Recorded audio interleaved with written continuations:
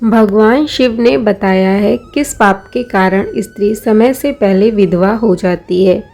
एक समय की बात है, माता पार्वती ने भगवान शिव से पूछा, स्वामी किस कारण से एक स्त्री समय से पहले विधवा होती है और ऐसा कौन सा पाप है जो एक पतिव्रता स्त्री को भी विधवा बना डालता है। क्या स्त्री के विधवा होने के संकेत पहले से ही मिलते हैं तथा स्त्री का वह कौन सा अंग है जिससे यह पता चलता है कि स्त्री विधवा होगी या नहीं। फिर भगवान शिव ने कहा, हे देवी पार्वती, तुमने उचित ही प्रश्न किया है। यह सत्य है कि कुछ स्त्रियों के भाग्य में जल्दी विधवा होना लिखा हुआ होता है, चाहे वह पतिव्रता ही क्यों ना हो, किंतु एक पाप के कारण स्त्री विधवा बनती है और स्त्री के शरीर का एक अंग उसके विधवा होने का संकेत भी देता है।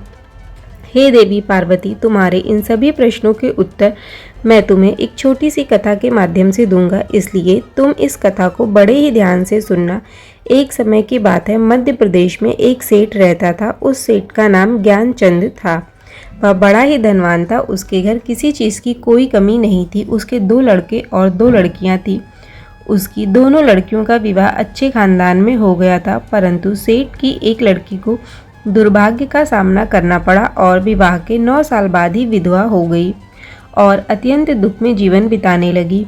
उस विधवा स्त्री का नाम था लीलावती। लीलावती अत्यंत सुंदर, चरित्रवान और पतिव्रता स्त्री थी, किंतु उसके भाग्य में जो दुख लिखा हुआ था वह उसके साथ घटित हो गया।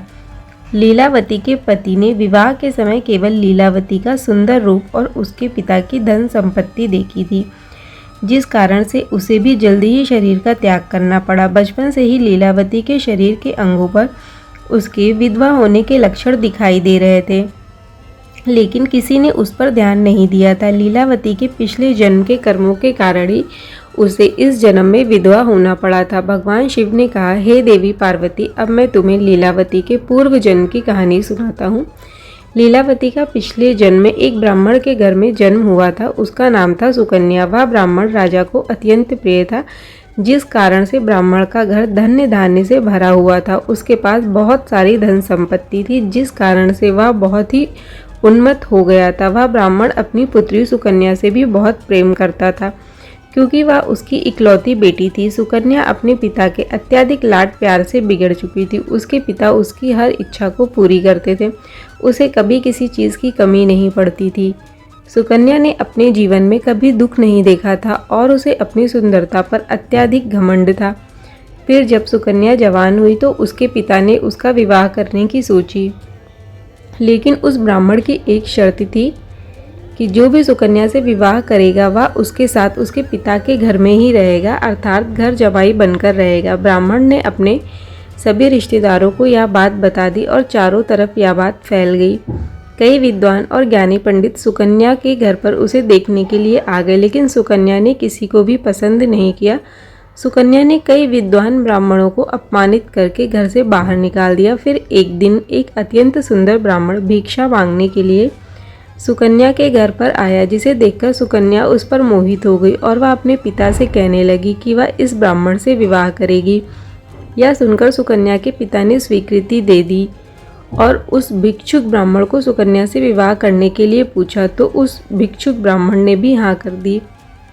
फिर सुकन्या और उसके ब्राह्मण का विवाह संपन्न हुआ। उस ब्राह्मण का विवाह संपन्न हुआ। वह विवाह के समय बहुत प्रसन्न थी, क्योंकि उसे उसका मनपसंद जीवन साथी मिल चुका था। विवाह हो जाने के बाद कुछ दिनों तक सुकन्या अपने पति के साथ बड़े ही प्रेम से रहने लगी और उसकी सेवा करने लगी, लेकिन कुछ ही दिनों के बाद सुकन्या ने अपना असली रंग दिखाना शुरू कर दिया। सुकन्या अपने पति को नौकर की तरह समझने लगी। उसकी आज्ञा का पालन करने की जगह उसे ही आज्ञा देने लगी। सुकन्या अपने पति को उसके नाम से बुलाने लगी। खुद अपने पति के पैर दबाना छोड़कर अपने पति से ही खुद के पैर दबवाने लगी। सुकन्या स्वेच्छाचारिणी थी। वह पति को बिना बताए ही घर से बाहर चली जाती थी। कभी पति की कोई बात नहीं मानती थी। पति से पहले ही भोजन करती थी। किसी भी धार्मिक कार्य में पति के साथ नहीं बैठती थी। अब अपनी पत्नी का ऐसा व्यवहार देखकर सुकन्या का पति बहुत दुखी रहने लगा। उसने सुकन्या को बहुत समझाने की कोशिश भी की, लेकिन वह नहीं मानी। सुकन्या अपनी ही मनमानी करती रहती थी। सुकन्या की माता ने भी उसे समझाने का प्रयास किया कि स्त्री को अपने पति के साथ ऐसा व्यवहार नहीं करना चाहिए। लेकिन सुकन्या ने अपनी माँ की बात भी नहीं मानी और वह जानबूझकर अपने पति को अपमानित करती रहती थी। दिन रात पति की बुराई करना, उसे अपशब्द कहना, उसे नाम लेकर बुलाना आदि प्रकार के निंदित कार्य वह रोज करती थी। सुकन्या का पति भी उससे बहुत परेशान हो गया था।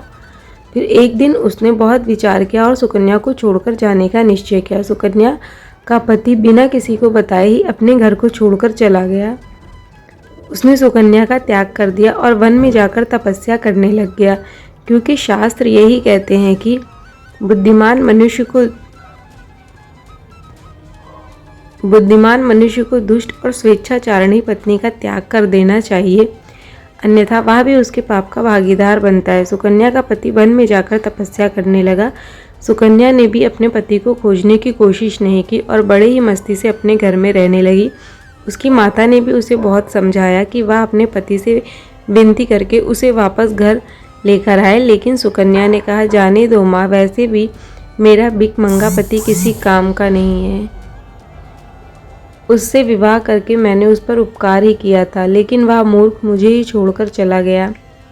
ऐसे मूर्ख पति के साथ रहने से तो अच्छा है मैं अकेली ही रह लूँगी। मैं इतनी सुंदर हूँ कि कोई भी पुरुष मुझसे विवाह कर लेगा। सुकन्या की ऐसी बातें सुनकर उसकी माँ भी दुखी रहने लगी। उधर सुकन्या का पति ध्यान मग्न होकर तपस्या करने लगा और सांसारिक बंधनों से मुक्त होकर ईश्वर की भक्ति में लगा रहा। फिर कुछ दिनों बाद सुकन्या के पिता के साथ एक घटना घटी। उसे राजमहल में चोरी करते हुए एक सैनिक ने पकड़ लिया और राजा को इस बात की सूचना दी। राजा उस पर बहुत क्रोधित हुए और उसका सारा धन संपत्ति छीनकर उसे कारावास में डाल दिया। सब कुछ छीन जाने के कारण सुकन्या बहुत गरीब हो गई। उसकी माँ और सुकन्या अब दूसरों के घर पर काम करने के लिए जाने लगी। सुकन्या के पिता तो कारावास में बंद थे, तो उसे और उसकी माँ को सारा काम करना पड़ता था। तब सुकन्या को अकेलापन सताने लगा। घर में कोई पुरुष नहीं था, इसलिए उनकी रक्षा के लिए भी कोई नहीं था। अब सुकन्या को अपने पति की याद आने लगी, लेकिन सुकन्या का पति तो वन में सन्यासी बनकर बैठा हुआ था। फिर सुकन्या अपने पति को ढूंढने के लिए जंगल में चली गई, लेकिन उसे उसका पति कहीं पर भी नहीं मिला। वह जंगल में चारों तरफ घूमने लगी, लेकिन उसे उसका पति नहीं मिला। फिर वह एक जगह पर विश्राम करने बैठी तो अचानक उस जगह पर एक काला सर्प आया और उसने सुकन्या को डस लिया और उसी क्षण सुकन्या की मौत हो गई। मृत्यु के बाद यमदूत सुकन्या को पकड़कर यमलोक ले गए। यमलोक में जब सुकन्या यमराज के सामने पहुंची तो यमराज ने उसके पाप और पुण्य का लेखा जोखा देखा और देखकर यमराज कहने लगे, यह तो अत्यंत पापी स्त्री है। इसने कभी अपने पति का सम्मान नहीं किया। इसने बार बार केवल अपने पति का अपमान ही किया है। यह उसका नाम लेकर बुलाती थी और अपने पति के साथ नौकर की तरह व्यवहार करती थी। ऐसी दुष्ट स्त्री को तो नरक में भेजना चाहिए। फिर सुकन्या नरक में चली गई। अनेक वर्षों तक नरक में सजा भुगतने के बाद सुकन्या को अपने पूर्व जन्म के कर्मों का प्रायश्चित करने के लिए फिर से मनुष्य जन्म प्राप्त हुआ। जो पाप सुकन्या ने किए थे, उस पाप के कारण सुकन्या के शरीर पर विधवा होने के लक्षण प्रकट हुए थे। फिर भगवान शिव ने कहा, हे देवी पार्वती, अब मैं तुम्हें उन चिन्हों के बारे में बताता हूँ जिस स्त्री के अंग पर ऐसे चिन्ह प्रकट होते हैं, वह स्त्री समय से पहले विधवा होती है। भगवान शिव ने कहा, हे देवी पार्वती, यदि किसी स्त्री के पैर पसीने रहित हों, उन पर नसें दिखाई नहीं देती हों, उसके पैर चिकने तथा कोमल हों, तो वह स्त्री सुख भोगने वाली तथा ऐश्वर्यशाली होती है। यदि स्त्री के पैर का अंगूठा गोल मटोल हो, तो वह स्त्री पतिव्रता एवं ऐश्वर्य वाली होती है। यदि स्त्री के पैर के अंगूठे पर नसें दिखाई देती हों, तो वह दुर्भाग्य से युक्त व्यभिचारिणी होती है। बहुत छोटे अंगूठे वाली स्त्री कलेश करने वाली और दुख भोगने वाली होती है। अंगूठा यदि चपटा हो तो वह स्त्री गर्भधारण क्षमता में दुर्बल होती है। यदि किसी स्त्री के पैर की तर्जनी उंगली अंगूठे से भी बड़ी हो तो वह स्वच्छंद अर्थात अनेक पुरुषों से संबंध बनाने वाली होती है। यदि किसी स्त्री के पैर की उंगलियां परस्पर मिली हुई हों और एक दूसरे के नज़दीक हों, उंगलियां गोल एवं सीधी हों और नाखून पतले और छोटे हों, तो वह ऐश्वर्य वाली होती है। और ससुराल में सुख भोगती है। फिर भगवान शिव ने कहा, हे देवी पार्वती, अब मैं विधवा स्त्री के पैर के लक्षण बताता हूँ। यदि किसी स्त्री के पैर का अंगूठा बहुत बड़ा हो और आगे से गोल हो, उसके नाखून टेढ़े मेढ़े हों, अंगूठे पर नसें दिखाई देती हों, तो उस स्त्री के विधवा होने के योग बनते हैं। यदि स्त्री की एड़ी बहुत बड़ी हो तो वह मृत्यु पर्यंत दुख भोगने वाली होती है। और यदि स्त्री के पैर मांस रहित हों तो ससुराल के भाग्य को नष्ट कर देती है। यदि किसी स्त्री के पैर की अनामिका उंगली बाकी उंगलियों की तुलना में बहुत छोटी हो तो वह कलह करने वाली और घर के वातावरण को बिगाड़ने वाली होती है। यदि किसी स्त्री के पैर की मध्यमा उंगली अर्थात बीच की उंगली ज़्यादा लंबी हो तो वह विवाह के लिए अयोग्य होती है। जो स्त्री चलते समय पैर पटकती हुई चलती हो और दम दम की आवाज़ करती हो तो वह अपने पति का विनाश करने वाली होती है। फिर भगवान शिव ने कहा, हे देवी पार्वती, इन्हीं लक्षणों के कारण सुकन्या समय से पहले विधवा हुई थी। पिछले जन्मों के कर्मों के कारण ही स्त्री के विधवा होने के योग बनते हैं।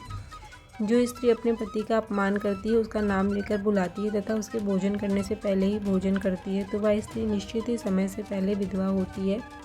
एक पतिव्रता स्त्री कभी अपने पति का अपमान नहीं करती, कभी उसे नाम लेकर नहीं बुलाती और सदैव अपने पति की आज्ञा के अनुसार चलती है। और उस स्त्री की कभी दुर्गति नहीं होती है और वह मृत्यु के पश्चात वैकुंठ लोक को प्राप्त करती है। अगर आपको यह वीडियो पसंद आई हो तो वीडियो को लाइक करें और हमारे चैनल को सब्सक्राइब करें। साथ ही कमेंट बॉक्स में हर हर महादेव लिखें।